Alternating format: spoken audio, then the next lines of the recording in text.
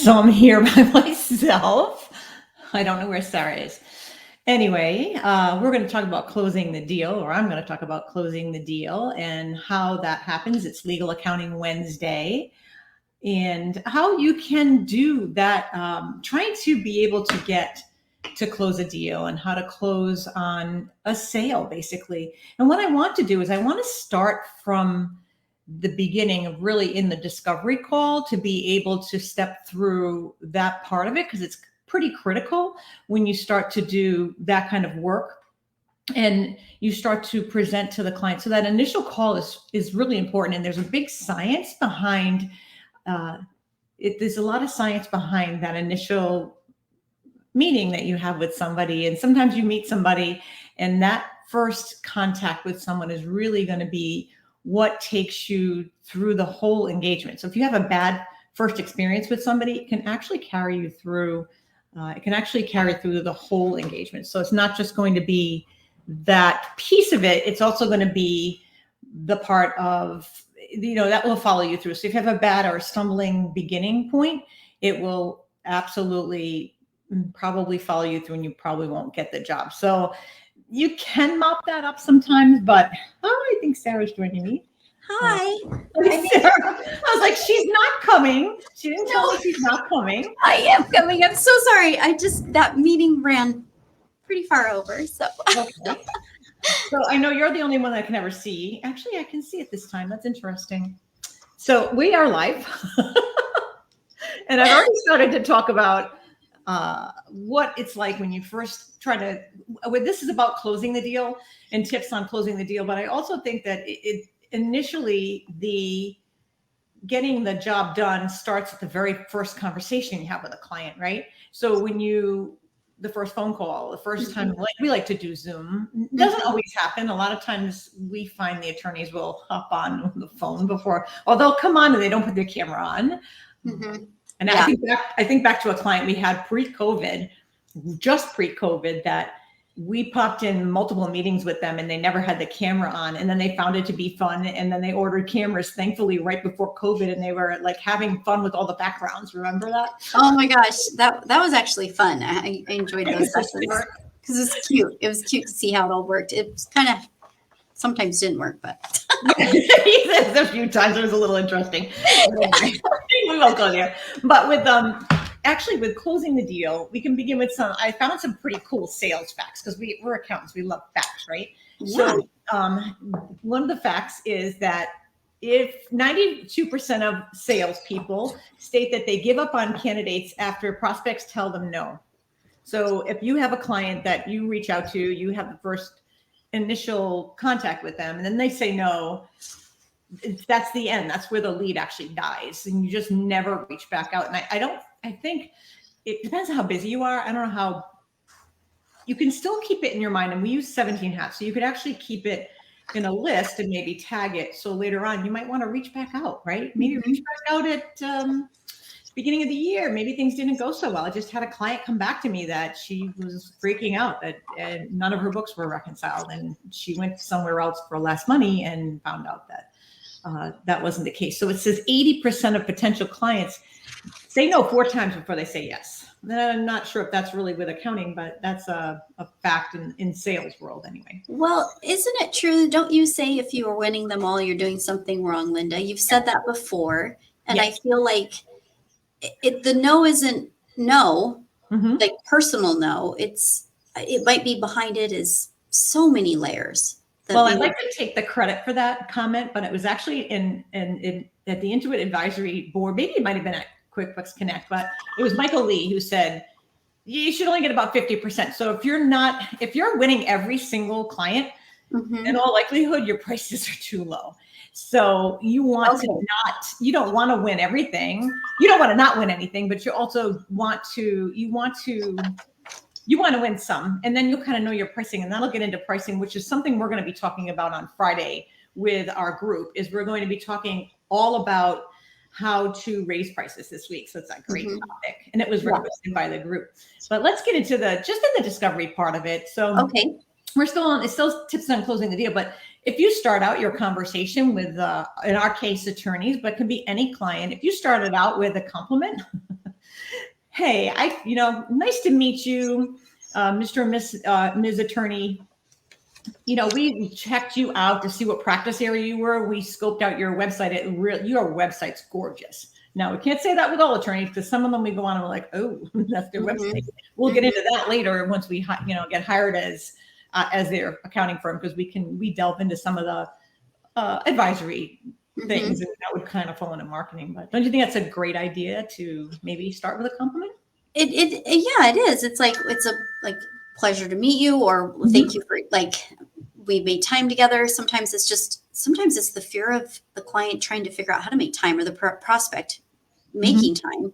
I also feel like what we have as number 2 is also part of the initial conversation when we start with them, right? We are listening, we're validating, we're understanding, we hear what they're saying, and we're being careful about the next steps of that process, and making sure that when you're talking about it at the end, that you're bringing in those key parts that were important to them, or that you felt were important as well. It goes both ways. They might not feel it's important, but it is important. Linda catches those really good. So thank you. You do good moments there with that. If you were starting out with, hi, we checked out your website. It could be any compliment. It doesn't have to be that. Yeah. People buy from people they like. So if you start out your conversation like that, and then you listen, what would be the next question you would ask after that if you wanted to find out, and with law firms, obviously, but what would you ask them as a question? Because I know a lot of our group wanted to watch this week's law. So we're talking about on closing the deal. Not so much closing. We're still in the discovery. So the title is closing, but we're still in the discovery call. Okay, so we're in the discovery. So a lot of things is what brought you here? What can we do to support you? What is the area of concern? Because sometimes it's just concern, or sometimes it's like, I'm done doing this by myself. I've been doing it for years by myself. I don't feel like I can trust anyone else. Okay. Then that's the empathy side, right? That's where we really we feel it. And we also have to acknowledge that what they do best is whatever they're doing in their business. So if they're the attorney, whatever that is, you do that best. The rest of it is stuff that we can complement and do well for you. That's what we do. This is what you do. Honoring your kind of lane, but coming together as a team, keeping that team focused feeling. Speak to their pain points. So their pain point might be, in our case, my IOLTA is not balanced, and it really bothers me because I'm acutely aware that there's a problem here and I need to fix it because my license could be on the line. So that's a pain point that we run into a lot. That's an urgent pain point. And we pretty much, you and I do a really great job, I think, at putting the client at ease. We can tell them we can handle this. We do this all the time. This is our specialty. We love to find right to the penny. So that's what we love to do. We're aware that when we start to dig in, a lot of times we've done so many accounts now that we see patterns. And just saying the words like we see patterns, and they're like, oh, and then you can even maybe mention a couple of patterns that are typical. Like we see wire fees sometimes, and they're pulled out of the IOLTA account because they weren't, the trust account, because it wasn't set up right, and the bank pulled it out. Those are the things that we'll find and we'll fix for you. We'll tell you what they are and we'll have you do it. And then one of our favorite lines is, and then you can sleep at night, because they're not sleeping at night when these are the problems, when they start to come to us. It's so true, Linda. When you're saying patterns, I think of it as touch points too through the process. It becomes our pattern also, and how we talk with them after, how we follow up with them. It's those patterns, it's those process points after, while we're in the middle of learning about your business, learning what your pain points are, learning what all these little nuances. And you really, let's face it, right away when someone's taking your time because they want to do it themselves. Yes. Sniff that out, right? As if you're doing it long enough, you can sniff it out. Then you've also got the value of, is this a valuable prospect? And it goes both ways. So please remember, this isn't just about you being interviewed for the position. It goes both ways. Is this client going to fit well for you? Will you enjoy working with them? Is everyone receptive to the information? There's another pattern moment that you were saying, Linda. It goes both ways. And when you're asking those questions and you're diving in, you're kind of getting to these processes, or hopefully you're aligning with what is the agreed way to handle it. Yeah, and I think too when you're working, if you're new. So we've been doing this for a while. We've had businesses before, so we have our own businesses which we've been doing for a while. So we step forward from a place of confidence. But if say you're new, can you remember back to when you were first new and you were really nervous when you had to get on with a client? This is what we can see sometimes in some of the members of our group. They're brand new and they don't feel like they look at us like, oh my gosh, they know everything. And that's why we always tell them, we'll help you. We'll support you. We won't let you, we're your safety net basically. But for that person, you kind of have to, in the beginning, I think you have to kind of step forward in confidence, even if you're not feeling confident, kind of fake it till you make it. So that way you can get the client. And I can remember, this is going to be shocking to you, Sarah, but I can remember when I used to do discovery calls, I would command the conversation. I would be like, they would tell me one thing and I'd be all over it. And then the person didn't get a chance to talk. And I still got the work back then. But I think if you can be impassive, and I think if you can stop talking about yourself, they're not there to hear about you. They want to hear a little bit about you, but they don't want you to take the whole conversation. They're calling you and they want to relieve their pain point, whatever that happens to be. And then if you think about it, if you can put in your head, he or she who talks the most makes the least. So you can put that in your brain, but that's how the conversation should go. Then maybe it will help you to get there. So you want to, if you're working mid-market, which is our favorite, you want to find that decision maker. So when you're doing the discovery call, you want to find the decision maker. You don't want to be talking to somebody who can't make the decision, because then you know what's going to happen? You're going to have to talk all over again to the next person, right? That's what happens. So you want to accept the opinion of your client, right or wrong. You want to be like, yes. You want to give them that. I think it's super effective sales technique if you can get along with the person and let their voice be the powerful tool in the conversation, in that discovery. You want to care about your client for sure. And then maybe in the case of us, taking a little bit of ownership of the problem, as we can step in and say, we have this expertise that we can help them with, right? Yeah. And I think you said it really well in the beginning. We like data. We like to measure things. We do. So it's kind of that way in the process. It's a measuring of value, of perception, of the problems. It's a mix. It's a briefcase of things like we have here. So, right. So when you're getting to this point, so we've had the discovery call and they've now paid us for a file review, and now we're going to present our findings, whether we send it off in a packet through 17 Hats, or if we have that, we don't have a lot of time here. So we have that meeting with them to go over any questions they might have on that, or maybe we actually present it to them live. What would you suggest for a great tip there? Because sometimes the price can be, if they're hiring you as an expert, and I'm just saying this as because we've niched down and we're specialists, we're not going to be the same price as somebody who does all different kind of accounting, right? We're going to be that person that we can provide more value. So if they get that shock of the price, how do you kind of soften that blow of it? I mean, I don't know. Linda, I would say like,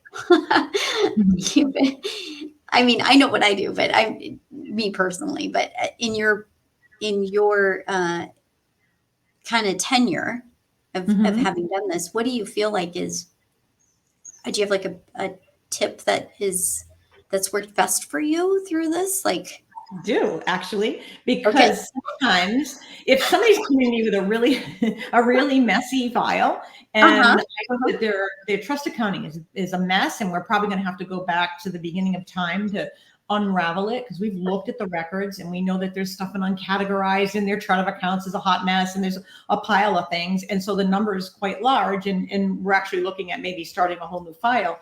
A lot of times, and this is going to sound terrible, but for a way to actually get them to understand, you can tell a horror story about somebody that that had trouble because their trust account. So you kind of soften the blow of the fact that we're going to fix it. We're going to fix it quickly for you. We're going to get it in line. You're hiring a professional firm. Tell a story about somebody who maybe hired somebody else to do it because they went for a lesser price. And then we ended up redoing it. So those are the things you can kind of drop the seeds so they'll think about it. And I think from our conversations that we have with the attorneys, I don't think many of them walk away saying these people don't know anything. They know we know what we're talking about. And most of the time, by the time they get here, they just want relief of pain. They want things fixed. They typically, attorneys are very, I find, want things done really quickly. They're not looking for, oh, I'll do it 3 months from now. So you have to kind of be prepared for that. But you put that in your pricing. Yeah, they're very instant, right? Because that's how they work in their world. Yeah. It's into the whole psychology of an attorney. And we did a whole hour talk on that because it was actually a pretty fascinating week at the lab, because it was like diving into and everybody kind of shared stories, which was a lot of fun. But I mean, but typically here you're closing the deal. You want to do your research. So you're putting your quote together. You want to deliver a product that is professional.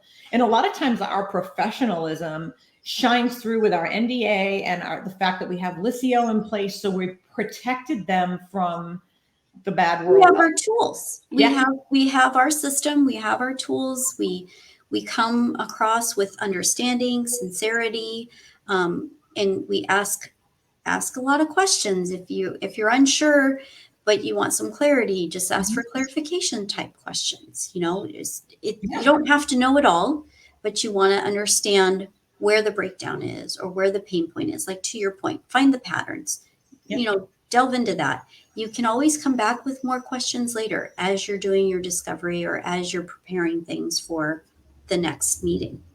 And true that you don't want to put too much pressure on someone that they feel like if they don't sign right then at that minute, although you could offer a freebie in the deal if you wanted to kind of get that signed right away. If you're needing clients, you could do that. You could offer a lesser price if you don't feel like you're at the level that you want to be at, but because we all start out a little bit less than that.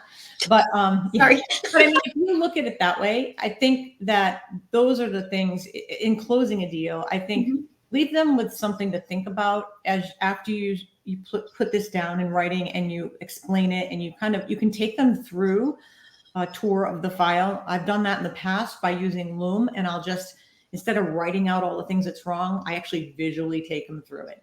And that's pretty dramatic because you're in their file, giving them a view of everything that's wrong. And don't leave anything out. Let them see that there's a ton of things wrong. So that will help lessen that blow and justify the cost to A, get it done quickly, B, because of the importance of it, especially in our world, it's important for compliance. And C, we're going to get it done quick for you. We're going to turn around and start the following week, and we're going to, get that project off and running, which is the things that they're really looking for. And I think those are the things that if you can put in place, and of course, we've got plenty of tips. We use 17 Hats.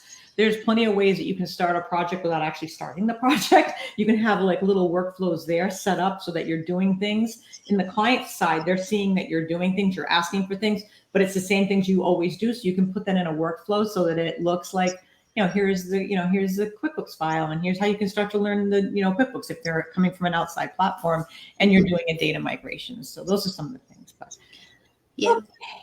I think freaked me out with not showing up. I gotta tell you. I'm so sorry. I didn't know this session went. Yeah. Anyway, but to recap kind of what you were saying, Linda, I think the big thing is when you're doing your homework there and asking a lot of questions, you're just validating some of the things. And if you need to go back, it's okay to go back. If you need to take a little bit of longer time, it's okay to say that because you are doing your homework. But there's value to your time too. So it just, you're trying to put your best foot forward, and that's an honorable thing.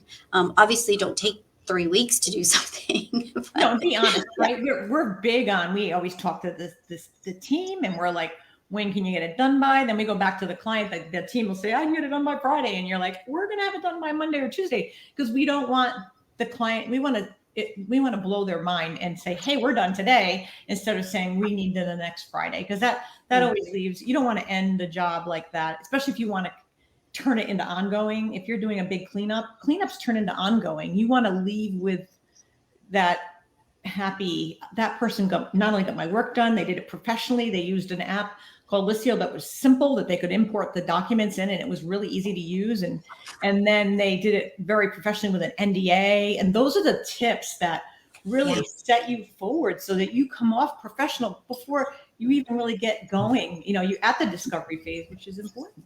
Yeah, definitely. Well, we have more to touch on this week in our Friday Yes.